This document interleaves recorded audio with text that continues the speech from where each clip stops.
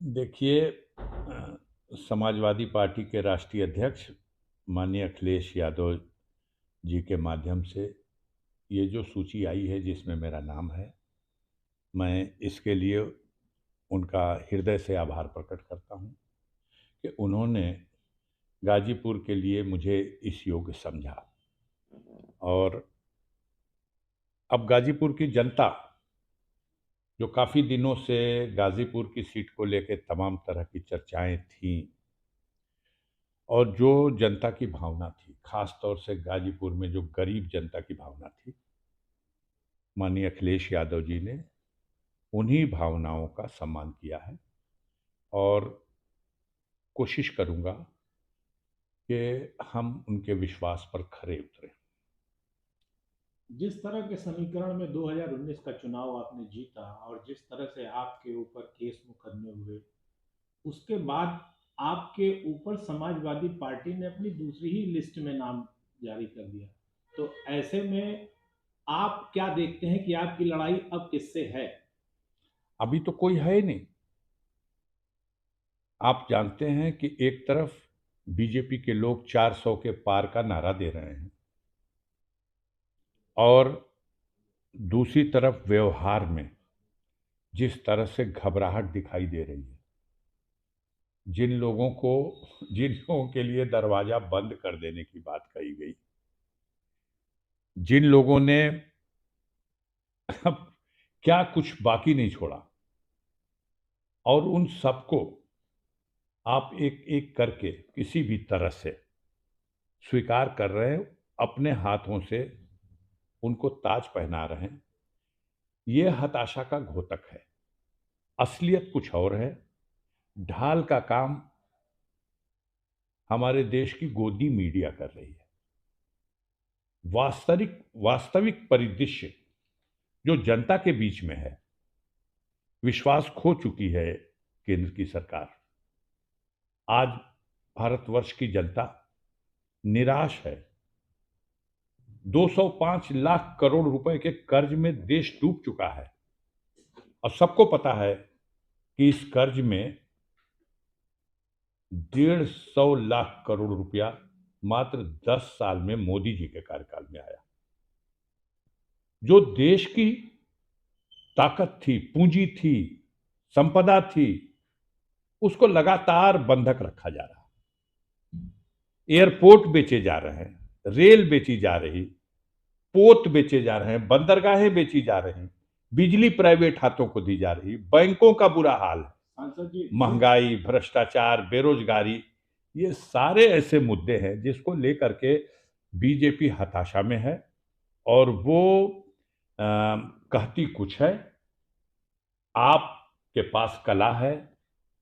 हमारे गोदी मीडिया के लोग गाजर के हलवे को गोबर बता रहे हैं, और गोबर को देसी घी में बघाड़ा हुआ हलवा बता रहे हैं।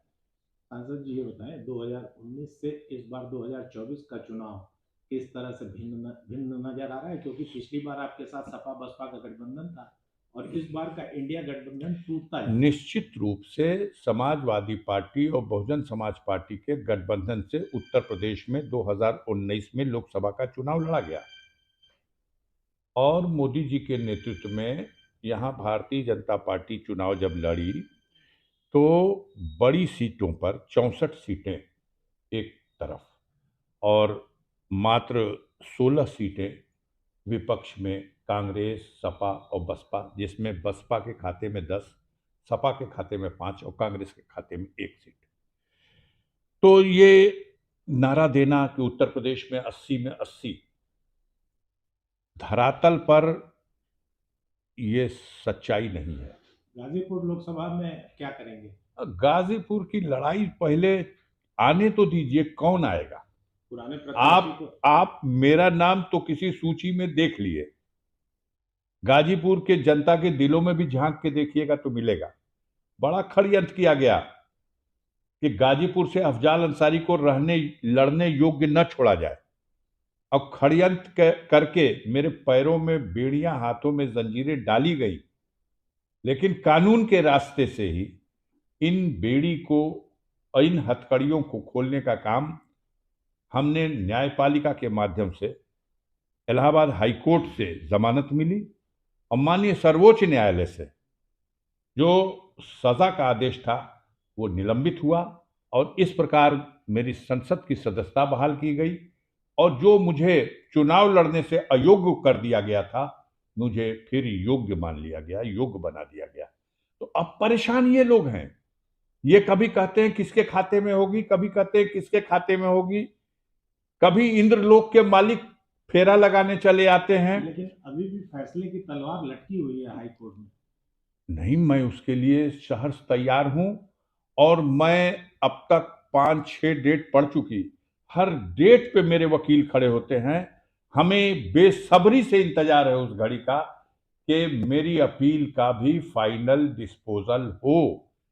मैं बेदाग छवि का इंसान हूं और बेदाग ही रहना और मरना भी पसंद एक करूंगा। अंतिम सवाल, हम्म, क्या पिछले प्रत्याशी मनोज सिन्हा अगर आएंगे तो चुनाव रोचक होगा, इतिहास पुनः दोहराएगा।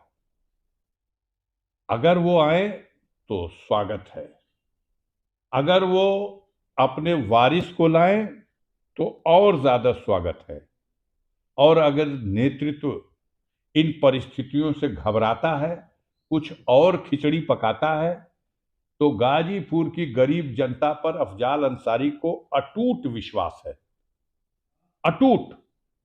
पूरा पूर्वांचल देख रहा है जिस तरह से हमारे परिवार के साथ षड्यंत्र करके सरकार की मशीनरी का दुरुपयोग करके झूठे मुकदमों में फंसा के हमें ही नहीं हमारी परिवार के बच्चों को, महिलाओं को, सबको जिस तरह से अपमानित किया जा रहा, जगह जमीन खेत बाग बगीचा सब कुछ लूट लिया गया, बर्बाद करने की कोशिश की गई।